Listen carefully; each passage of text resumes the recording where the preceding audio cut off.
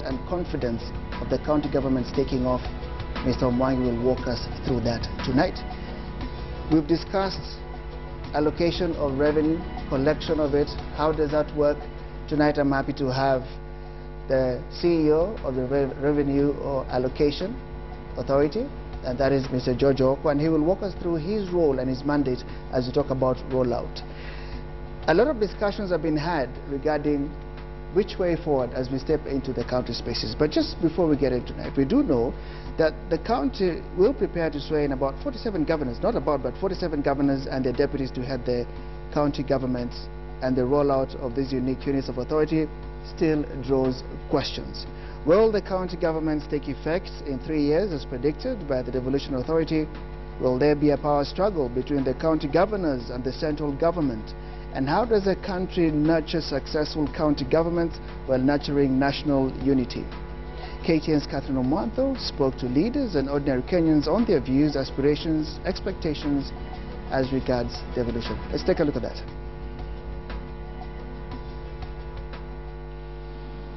The governors of 47 counties will be sworn in on Tuesday by High Court judges. Last week, county assemblies elected their speakers. Essentially, the governing structure at the county level is slowly taking form. And though this is Kenya's first go at a devolved government, expectations are high. There is an aspect of devolution that I think may actually kick off very well in the next maybe 12 months. With regards to the democratization of the aspect of it. For example, getting the governor and his team in place, giving the people the opportunity to make decisions regarding their lives, the county assembly making relevant decisions in terms of appropriate legislation that may be required in terms of providing oversight for the budget requirements. While political economist and Senator-elect for Mandera is cautiously optimistic that the devolution will take about 3 years to take full effect, Migori Senator-elect Wilfred Mashage seems to feel 3 years is too little. But I don't think we are going to realize very much the benefits before 2 terms, 10 years. That's when I think. Because in introduction of any system, you'll have a reduction of the development graph, then a latent phase. Then you have now a progressive phase of the graph. And there are those like Kidhuri Kindiki who feel the pace county governments take up is all dependent on the Senate, which in his words is a diplomatic body between the central government and county governments. By and large, in terms of counties having their voices, I think the earliest spaces for counties will be created as soon as business of Senate starts. And according to the law, the Senate should start its business latest by 4th of April. But timelines aside, one of the major worries is perhaps the autonomy of the county government, and fears that the thin line between autonomy and semi-autonomy could be blurred by either the executive or the county assemblies. If we go by the past, the goodwill has been pretty low. There are people in Treasury who, for whatever reasons, think that devolution is chipping away some of their authority and some of their responsibilities. Maybe we are beginning to see some teething problems in acceptability of both sides to the other. The provincial administration would want to hold its niche of total superiority in terms of power management. Any threat to devolution will be met with a lot of resistance from the Senate, because the purpose of the Senate is to ensure that devolution works and that the national level of government does not encroach into the space of county government as it is happening now. And with this foreseen tussle for power, do county officials understand their roles and powers? I don't think so immediately, but I think over the next 6 months, most county governors would be in a position of trying to learn, trying to understand the operations of government. Public service operations are pretty complex, and it's not easy for someone coming from outside to immediately understand how the public service operates. Away from elected officials, on the streets of Nairobi, we spoke to some Kenyans who were the least bit worried about the technical aspects of devolution, but are more concerned with the results. We are the resourceful people. Everything belongs to us. So when it is brought down to us, I think things will change. Mimi except hapa Nairobi naona inaweza ng'ara kama London size. Kama wataweza kutuambia turudi makaunti zetu hapo Kisii, tazarudi huko kwetu nifanya kazi huko. For the average Kenyan, devolution is the much-needed key to unemployment and the equitable distribution of national resources. And though every single county will get 15% of the national revenue, this is also a time when they can feel some sort of development down on the grassroots. But when devolution will start taking effect, everybody is giving a number from 3 years to 10 years, and all depends on how the county governments now take up their role. Catherine Omwanto, KTN in Nairobi. Well, gentlemen, the story there by Catherine sets the stage for us, and definitely I would like to start the discussion with getting a position statement from the chair of the Transitional Authority, Mr. Wamwangwi. For you, when you look at the status of your work now, where would you place your level of achievement? Where is your traction level at right now? Thank you very much, Louis. Transition, as mandated by the Transition to Devolved System of Government Act, has 3 phases. 2 phases are important to my authority. The first phase, which was from July to 4th of March, that stage was the stage of drawing the roadmap, creating systems, and bring into effect tools of operation. That we have done, and we did. After 4th of March, we had said we are going to midwife the birth of county governments. And we did with the election of the county assembly representatives, with the election of the governor. And now, in this phase, which started on 5th of March, Kenyans have witnessed a major event, the swearing in of the county assembly representatives and the election of the speaker. They also saw something which was very unfamiliar, the replication of parliament at each county level. And there has been a lot of jubilation and happiness by citizens, according to what we have received as feedback, in witnessing these happenings. So that stage of a rollout for you, of course. So tomorrow, that is working well. Yes, the day after, we are swearing in the governors. Right. And the mantra is complete. And that is where I believe your work will actually begin. That's where the work begins. As we roll that out, and that's where I'm thinking the work will begin there, is one of the reasons why I invited George here. Because one of the things that comes up with the counties is, how will we get rich? What will we do with what we collect? If we are not having too much within our county, who do we borrow from? Who do we work with? So you tell me now, what is your core mandate in the allocation of revenue, George? Thank you, Louis. Good evening, viewers. Our mandate is division of revenue. Our mandate is to divide the revenue raised nationally, first between the national government and the counties, and then second level amongst the counties. We've got other responsibilities as well, advising on finances and financing of counties, as well as recommending on the equalization fund, which I'm going to talk about later on. Right. And in preparation for the arrival of governors, and now they're in office, and the county governments have begun, we have done 3 significant and critical things. First of all, Parliament approved a formula for dividing the money. This was approved last year. Secondly, Parliament also approved the first tranche of the budget to be used between now and June. You're talking seed money now. This is like seed exactly. money. That's the first money that the counties will receive in terms of their budget allocations. So that's approved. The money is 9.8 billion between the 47 counties. And we have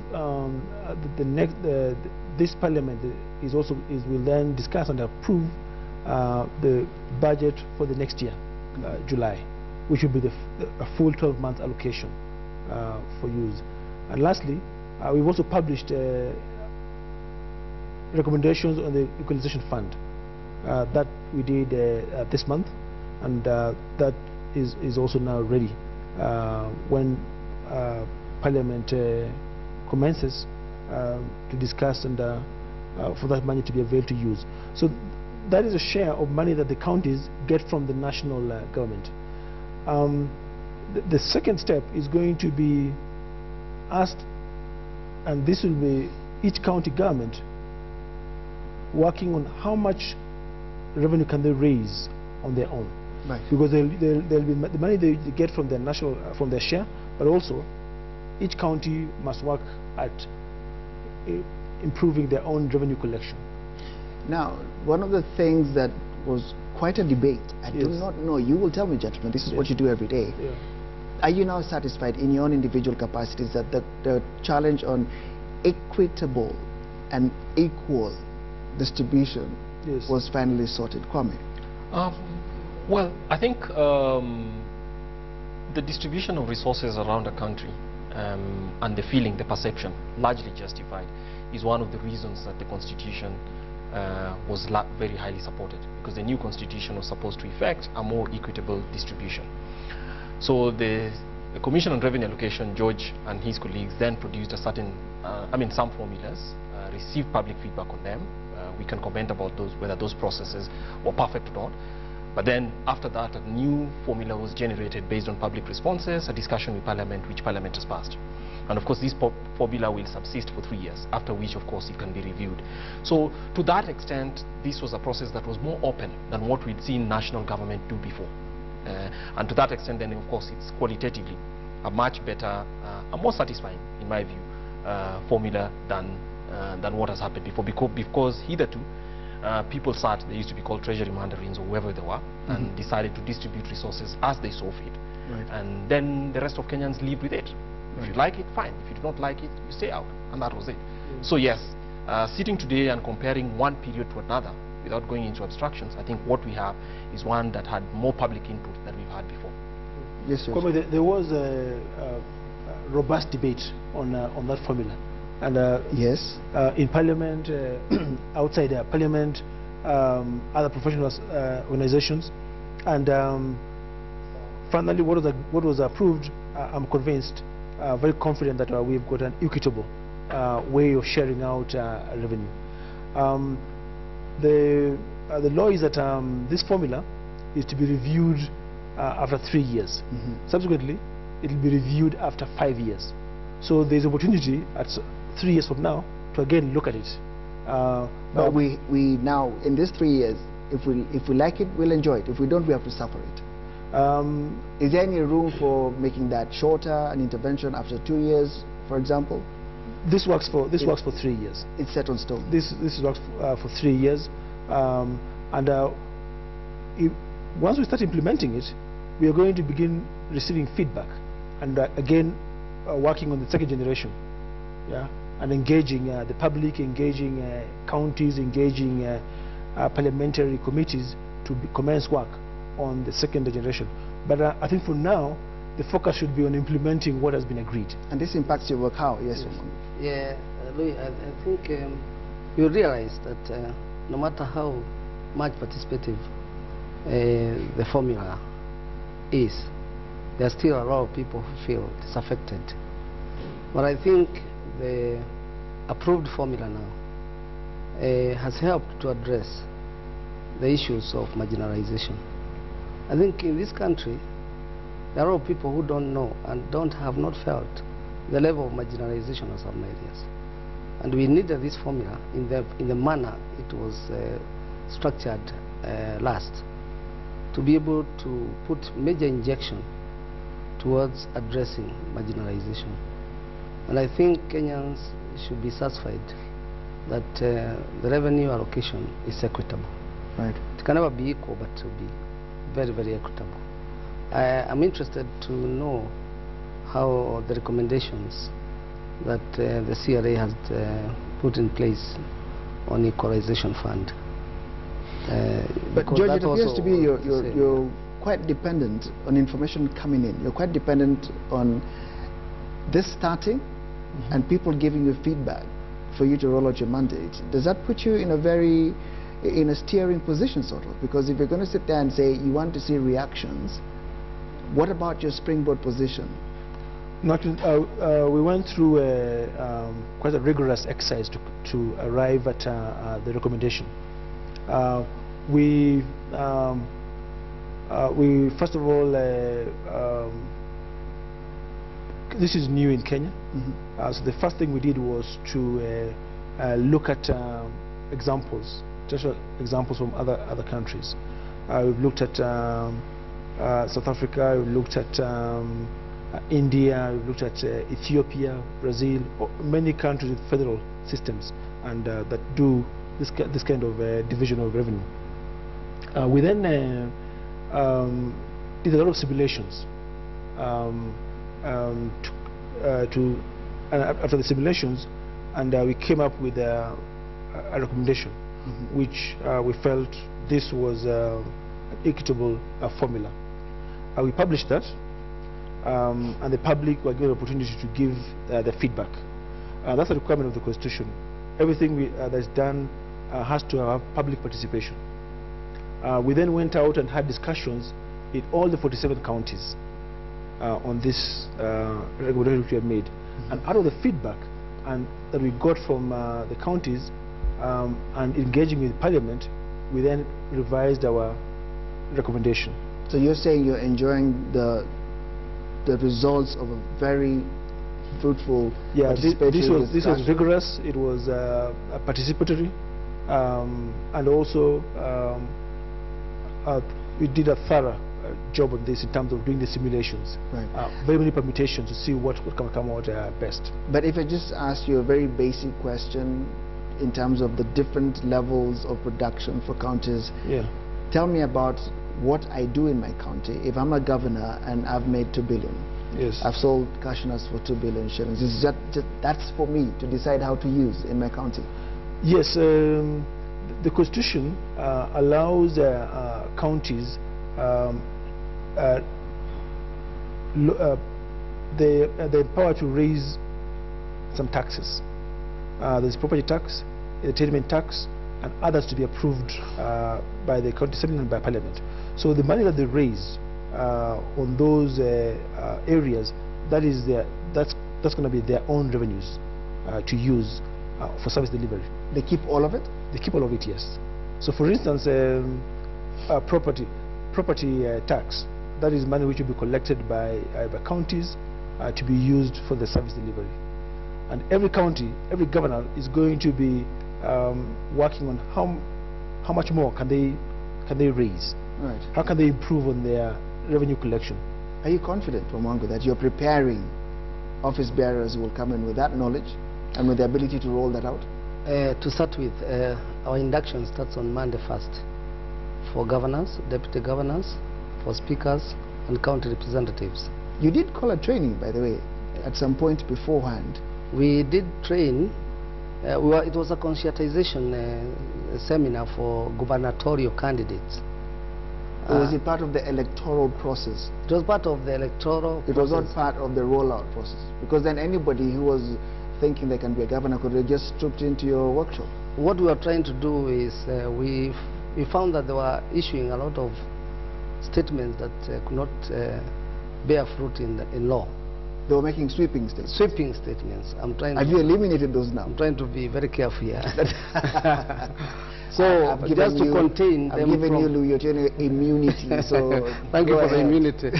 So just to contain them from promising heaven when they cannot even give the moon, we put this thing together, and it helped a lot of them. And I'm glad many of those who attended are now governors. And they're very moderated now. Those who did not attend are continuing to declare what they're going to do for their counties.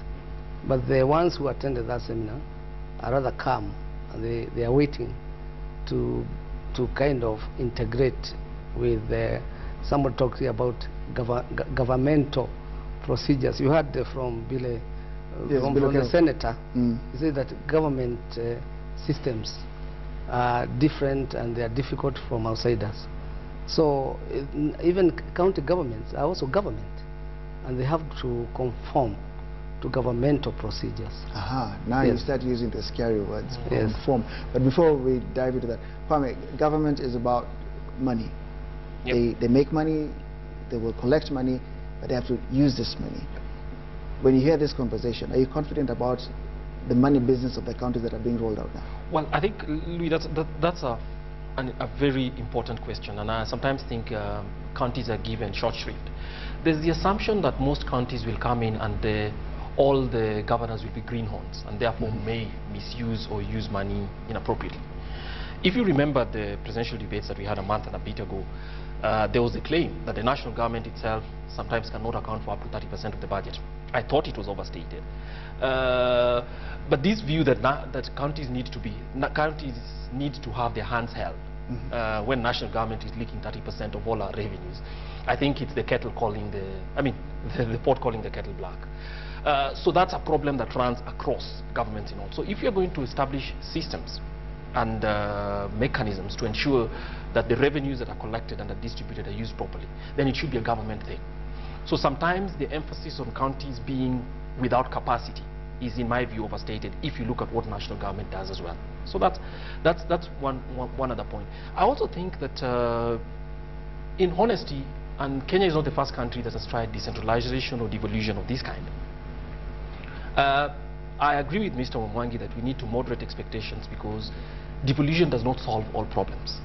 In fact, sometimes receiving revenues then provides challenges at the local level about its management and also new contests around how it is to be used. Which is why I was looking at George very curiously. Just going to tell people, you've made your money, do as you wish. And the third point as well is that not every county, and I say this with respect, not every county will necessarily be able to raise new revenues immediately and in substantial amounts. Why? Because revenues depend largely on the available infrastructure and available facilities so that you can use them to raise money and also to have the capacity to actually collect revenues. Right. We know the inequality in this country. So it's a bit unfair to put all counties on the same starting line and tell them, hey, we will expect you necessarily to raise money. So over time we'll see unequal development outcomes for a while, and that's where the equalization fund comes into play. Let me just come in here. Yes, all the money that a county has is for service delivery and for paying of wages and salaries. But key is for service delivery. So whether it's money they make themselves or money they receive from national government, the focus is on service delivery to the county residents. Another thing is that already in this past week or so, we've interacted as a commission with very many governors, the new ones that they've come to visit and etc. And I think we are looking at a really exciting time for Kenya. The governors have got energy. They really are looking forward to making a difference. And all the ones we've spoken to are looking forward to a new way of doing things and to deliver. They all realize, that this is a big deal for county residents, and there's great expectations. But what I've observed is everybody I've spoken to, all the governors we've spoken to, they're all very keen to make a big difference and to begin well for the counties. So I think we are looking at exciting times on this issue as a country, the issue of county governments. This is going to make a big difference. Right. And of course, all of us must help ensure that the foundation and the start of counties is right and is great. As you respond, Mr. Mwangi, tell me, you dropped a word that scared me a bit, conform. Because if you say conform, you remind me of what I loosely call GOK, which was the trends and settings of the previous setup of government of Kenya as it is. Straight jacket, heading to ministries, heading to cabinet secretary approvals. I need to separate you from what government of Kenya as we've done, because then you're not exciting to me. As somebody who wants to enjoy devolution, then you scare me when you start using words like they must conform? Because that is Government of Kenya's speech before the new constitution. Well, I understand, but I think this is something which I have gone very deeply into about government and the modern way of governance. We have said that the modern governments have introduced managerialism into systems of government, but a government anywhere in the world is bound by laws, rules and regulations before anything else to ensure their standards. That's why we have, even in the constitution now, that many of the functions that are with the government, particularly the national government, have something to do with policy development and setting of standards. So you cannot leave any county governments to exist by fiat of a governor. There must be rules and procedures. For instance, you must, for instance, make a budget before 30th of April. And that budget must be based on the existence of integrated plan. And also, that budget must undergo public participation.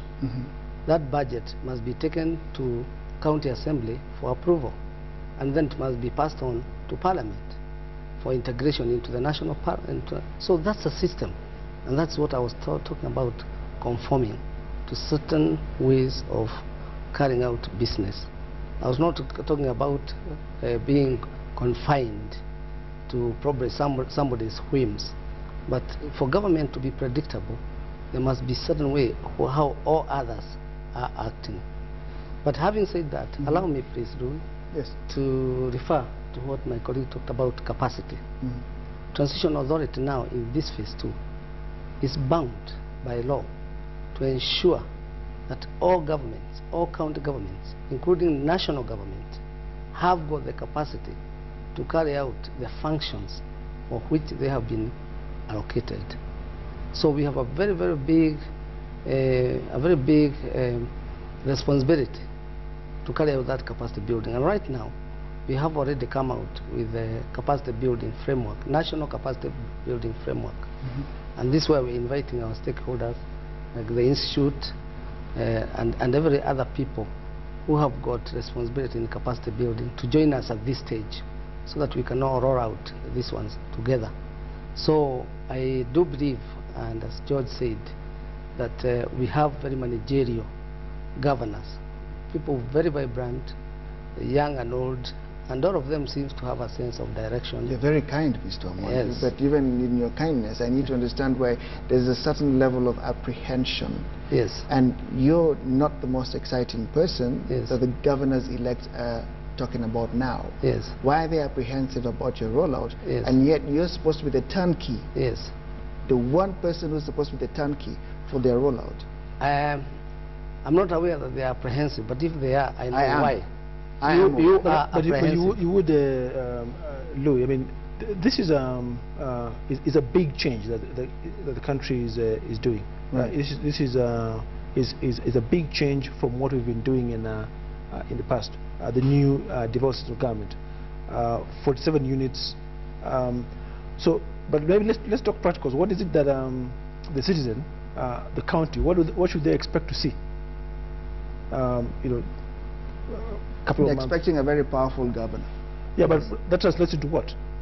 That sweeping statements. Yeah, no, not necessarily. I think let's be practical. And that's the challenge we have.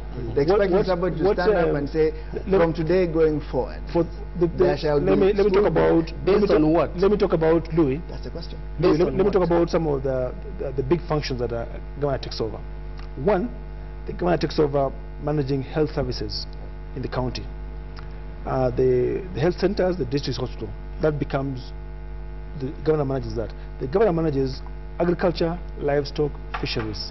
The governor manages county roads. The governor manages just about everything. Yeah. So the citizen should quickly begin to see an improvement on our agriculture, on our livestock, on the fisheries. At the hospital, this hospital, the citizens should now begin to see an improved health delivery at the district, at the dispensaries. Because there's a good manager in place. Because there's a manager and a team that was not there before. Kwame, is my apprehension misplaced?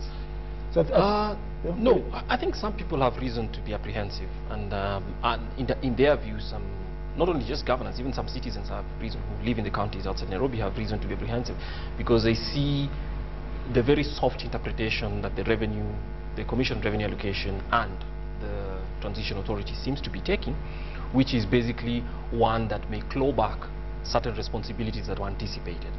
For instance, the Transition Authority, of course, has published proposals, or rather a plan about what kind of responsibilities will be rolled out to counties. And obviously it has gone ahead and given 5 big counties responsibilities, or assured some 5 countries to go ahead with health and other services, and others will be rolled out over time. There is background sense to why that was done, but many people don't think it has been sufficiently explained, at least not on the basis of the public information that was made available. Right. So that's one. The second one that I think many people are about is that for that reason, because of the tension that does exist, and I think it should be admitted, the tension between what we call national government and county government, which has been made worse by the fact that we have county commissioners that constitutional courts declared unconstitutional, but which subsist. And the Transition Authority and other institutions seem to treat them as part of the game of devolution and all that. Also makes other people apprehensive. So those are real. So you're right, Louis. People are apprehensive about that. I know you're going to give me a response. Allow me, gentlemen. I'm going to take a short break. When I come back, we will get the necessary responses and see how, especially Mr. Omwangi, is bridging those gaps. Just not at a point where it's a hopeful, preparatory wish, but there's actuality in the way that governors shall be, because we cannot say enough about the importance of a governor and the clarity with which a governor will execute their duties. Because if this doesn't go down well, I want to show you what the result will be. And as a Kenyan looking at your governor, is this going to be your situation? Are you going to look up and find it didn't turn out too well? Now, when that happens, is it because you didn't have the information you needed? Is it because the governor had a blank check or thought they did? Because for me, the most important person is the citizen. How do you protect the citizen from this kind of scenario? So as we come back to discuss this, and we left you to the point where you were giving us a bit of clarity, Mr. Omwangi, walk us through what you needed to clarify, and then tell me how to protect the citizen in this situation. Louis, thank you very much. The immediate observation is that governors who appear to be very, very competent Kenyans, very well educated, many from the corporate world, and many others coming from senior positions of government, have entered almost exuding similar characteristics, and more particularly, they have come with power and promise, both concepts of which are contradictory to the reality on the ground. Power contradicts the spirit of Chapter 6 of the Constitution, which brings about servant leadership in the Kenya system of government. The governors do not seem to realize that they are servant leaders and not rulers over the citizens. So for now they are saying, we are mini presidents, and therefore we must be accorded all the privileges. Where do you think they got that idea? I don't know. So for them, sometimes some have come to us requesting to be given security, chase cars, asking to be given big offices, asking to be given big houses, evicting county commissioners from their offices and evicting them. Why even dealing with that? Isn't that too small for you to deal with? No, just to tell you that the first approach may define the fate of the citizen. Because if you start off by looking after image and power and status, where does the service delivery come in? Then let us tackle promise. Promise based on what? Promise based on my manifesto.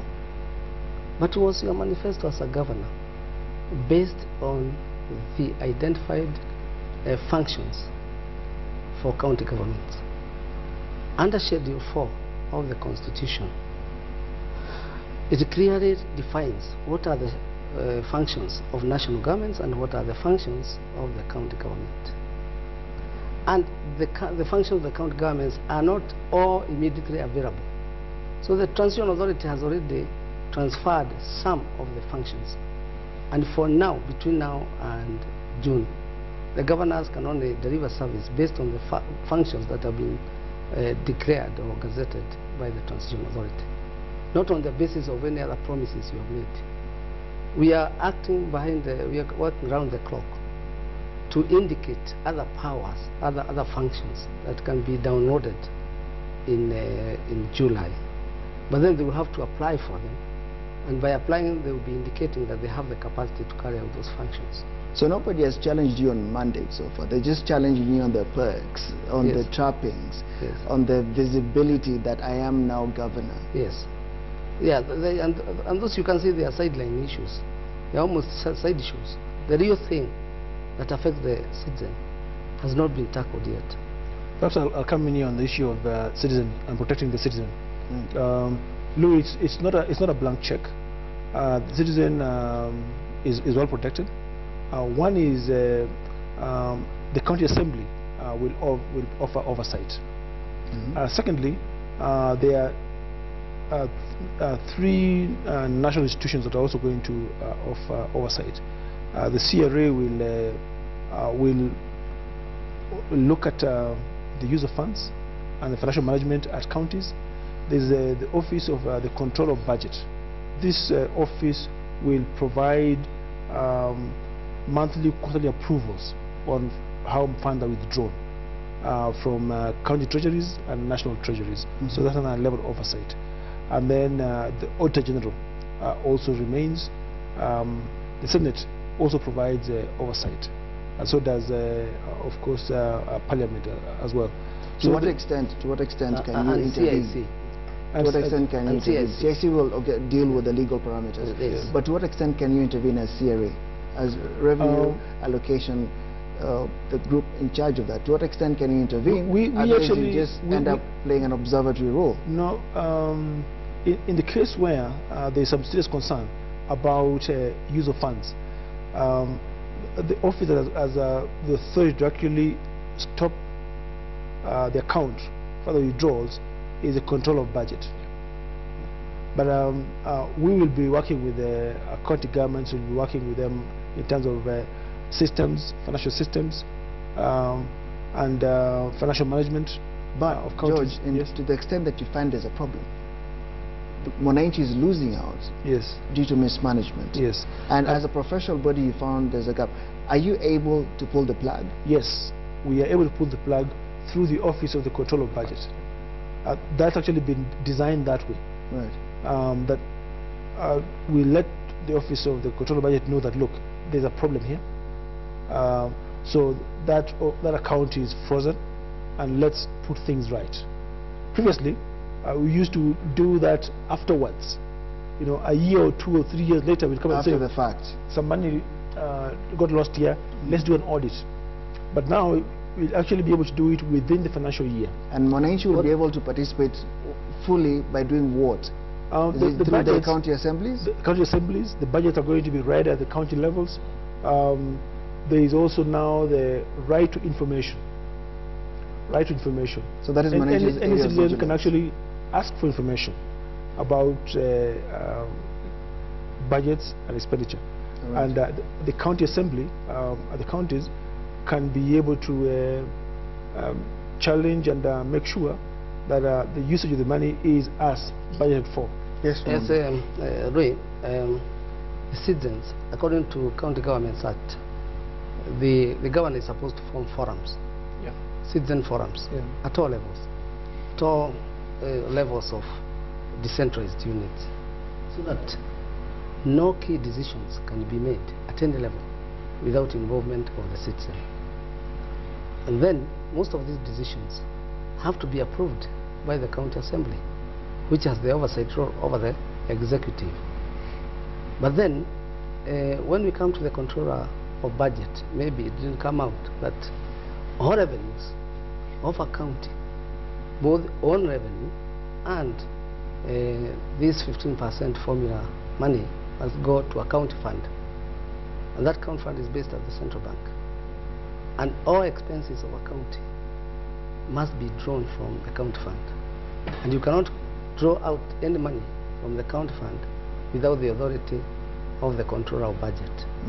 So it means you have to show how have you spent the money you withdrew last. Was it, and you see the law says that public money must be used diligently. So the controller must be satisfied. That has always been there. Can be used in that. That's why I want to bring Kwame in. Yes, there's always been that really overall question of be diligent, do not steal, literally, do not mismanage. New dispensation. Yes, new dispensation. I don't know about new thinking that will match it blow for blow right now. And Kwame, what is your comfort zone in this, and what are the areas you'll flag out? In terms of the complexity of a citizen, get involved, and then don't wait for things to go wrong. But also, what are your areas that you'd flag? Well, I think the first one is, if you look at all governance, and Mr. Mwangi has mentioned that governors seem to have the demeanor of thinking that they're, I say respectfully, some lords. Therefore, I think we sent the wrong message as well by starting to look for palaces or houses for governors. My view is that if somebody is going to be a governor managing 800,000 people and he can't find a house for himself, the government has to be his landlord, then that's probably not somebody we need. So we have been spending time on the non-issues, in my view. There's no reason and there's no requirement in the Constitution, which is the main document, for government to house governors. There wasn't. I mean, if you pay them a fair wage, they should be able to find their own. But we've spent so much time around that people are fighting about houses and stuff like that. So that worries me, because then the ethos has still remained that government must be like your parent, making sure that the governor has a house and all that. One understands the presidency, one understands even the vice presidency, perhaps, and maybe not, because it's been argued. I don't even think that expenditure was justified. But we are taking it down there to the governors, and again, replicating the bad thinking. So my view is actually, you're right, Luis, I don't think the thinking has changed. And the people who could actually have driven that thinking are some of these independent institutions, because they can say, hey, listen, manage yourself and provide services. There's no reason why the county should be responsible for the house in which you live, as a matter of course. Kwame, Louis, I think I'll disagree with that respectfully. I think there's a tradition that normally in a state, in a county, there should be a place that is known as the governor's residence. This is a tradition in many governance jurisdictions. Well, that is an opinion that the Constitution does not support. In many towns and cities, there's a mayor's residence. And we must not focus on it now, but there is no harm in good time for each of these 47 counties, indeed, to have a governor's residence. It doesn't have to be a palace, but it just needs to be a place which is known that this is where the county houses the governor. But it appears to me then the challenge is, when should you have started managing that expectation?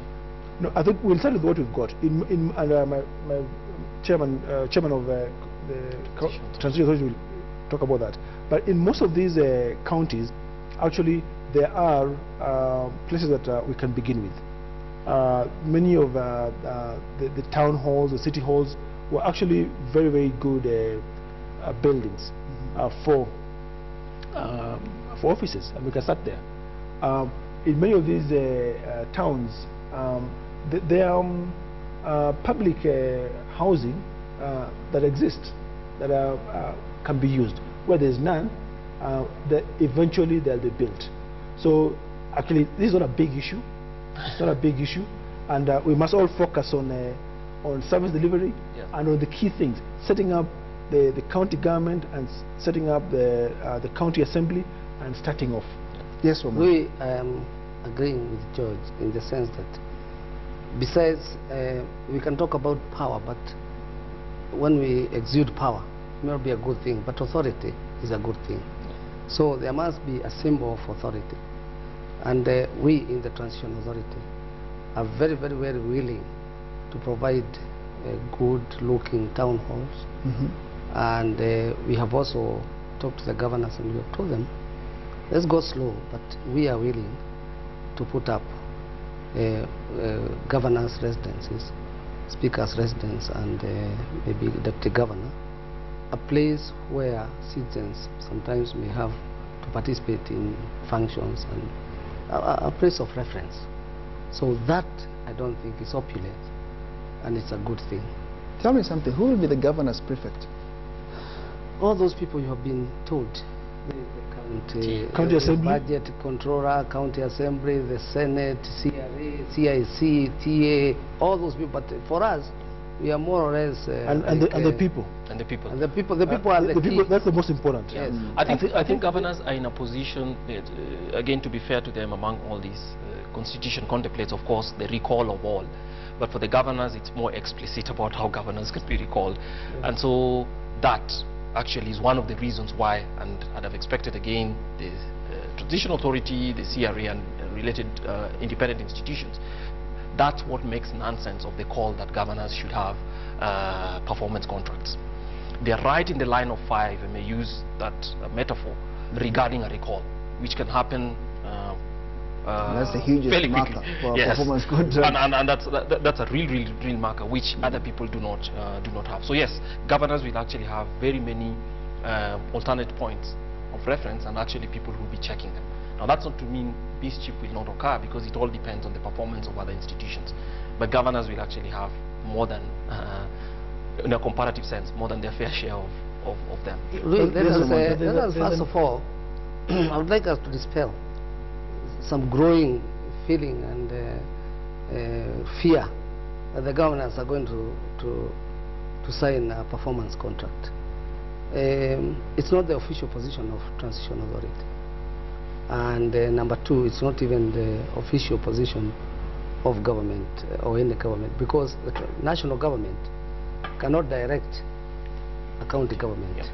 So as long as it's not in the law, and it's not part of Transition Authority's direction or guidance, we call them guidelines. We don't. Are you the last call? We are. Can we now take it that we are the advisors to the county governments? Yes. And because national government cannot direct a county government. Right. Therefore, we are the only people who can guide it, and we cannot direct it either, but we can guide it, because. So you're saying you will ask them nicely, guide there will be no yes. performance contract? Yes, there will be no performance contract written in a search and answering to somebody up there. But the structure of the county government itself is itself based on performance contract, because, as we say, if you don't perform, the county assembly will put you to task, Senate will put you to task, CIC will put you to task, citizens will put you to task, CRA will put you to task, and we shall keep on hammering you, please go this way. That's why at the beginning you see TA is having some problems with governors when you try to moderate. You know, we are the moderators, we are like a referee, we are in the football field. We are telling them, don't kick people's feet, don't do this. So we are the referees, but then there are the moderators and there are the real prefects out there. But I don't expect a governor to have a performance contract with anybody else, because the contract is with people. However, internally, within a county government, I expect that there should be some performance management system, because the governor will have a team. The governor will have an executive, the governor will have heads of departments and employees working in all these places. So there has to be a performance management system for everybody, for the county government, and the person who actually controls that performance management system is the governor. answerable to the county residents. And having done that, the governor is bound by law periodically to make reports to county assembly and to Senate. So through those reporting systems, it means that clearly they are being monitored, and therefore they can be questioned for the levels of performance. Right. So it is inbuilt, so to speak. The workers and the employees will sign performance contract with the governor to ensure that his mandate is being fulfilled, because they do it for him. But he will have to tell the people through the people's representatives in county assembly and the Senate whether he is on track. He's being appraised every day. Every day. As it is. Yes. Well, gentlemen, if I bring this to a close tonight, acknowledging the fact that the conversation will continue now that the swearing in is in focus, what is the biggest message you'd give the Kenyan citizen now who's going to witness the swearing in and wants to be pointed in the direction to go and enjoy the fruition of his new constitution? Because, hey, here comes the evolution. Yeah, I think my message to Kenyans is this is a really important change in our governance structure. It's a positive change. It's a good change. And as citizens, let's be on the lookout for change in service delivery. Let's demand and look for a change at the hospitals, in the dispensaries. Let's see better agriculture. Let's see better livestock, and let's see better fisheries. Let's see better county roads. And let's make sure that that's being delivered. Right. I think personally, I'm very positive that we are looking at better times in terms of delivery of basic services at the counties. I'm confident that we've got 47 great leaders who have come in as county leaders, and I'm hopeful that it's a new dawn for Kenya in respect of services at the counties. Mr. Mwangi, what would you say in closing in terms of it's very the important governors are in place? What happens now? When we perpetuate myths and ghosts, it's important in a forum like this to let the citizens know when to bury the ghosts. There's a persistent impression about provincial administration. By now, we should not be talking about provincial administration because it has been abolished. The National Government Coordination Act abolished, restructured the provincial administration, and by default abolished it. What have they done? They have created a new structure which has nothing to do with provincial administration. It has something to do with the coordinative role of the president of the national government services throughout the republic, and the machinery and the mechanism set out at the county level. It's that mechanism to coordinate on behalf of the president all functions of national government. The only thing we retained, instead of calling them national county coordinators, we just retained the old names that people know. We called them, what used to be a county commissioner remained county commissioner. What used to be a DC is called a sub-county, a deputy county commissioner. What used to be a DO at ward level now is called assistant county commissioner. We retained the location as a system of national government, not of the county. Location headed by a chief, sub-location headed, but only to coordinate those services that are being performed by national government at county level. They have nothing to do with the administration or the governance of the county. So this new structure, the citizens should begin to understand, because it was passed by Parliament, and Parliament adopted that system as a new system now. The question of the court case has been regularized by the Act itself, because the National Coordination Act has regularized the position of the people in the office. So to consider that a county commissioner is an illegal office is wrong. And for me, TA is not a transition authority for counties. It's a transition authority for the national government and county government. So we have a duty to educate the public, and we have a duty to challenge the government where it goes wrong. And in this case, we are telling the citizens, please accept that is what there is, and that's what there is going to be, and there will be coexistence of national services at county level with county government services. The county government services will be led by the county by the governor, and the national government services at the county level will be led by the county commission. Okay. Kwame, what's your take home? Two things very quickly. One is, I think, the posture of the citizen. We have two levels of government. Each of them perhaps have spokesmen or people who speak at whatever levels. But the Constitution does not distinguish and say that one is above the other. So each of them has duties and obligations towards you as a citizen. So there are some for which the national government is exclusively responsible, some may be shared, and some for which the county government is. So it's important to be able to engage with each of them at that level. So that's the first. I think the second one is basically to the independent commissions and the institutions that have been established as part of constitutional implementation. And one of the things about the Constitution which I think helps the citizen, and especially institutions such as myself, is transparency is required and openness towards the citizen to participate. So my view is that these independent institutions could actually set an example for the national government, which is doing poorly, to be honest, in terms of engaging the public in public affairs. Set examples, because if we adopt the same language of national government, that certain documents, for instance, cannot be made available and certain discussions are outside the public domain, then you're replicating these same things. And over time, you lose the confidence of the public, and the public begins to say that you're actually appendages of one department of government or the other. And people want evolution and a more open government than what we already have. So take advantage of that so that you have the public on your side. When you have these contentious points, the public can actually understand your point of view a little better, because you work for the public. Thanks. Kwame, Mr. Mwangi and George, thank you very much. Thank you, Louis. We will have a continuance, because it is only just beginning actually. With the swearing in, it is now beginning.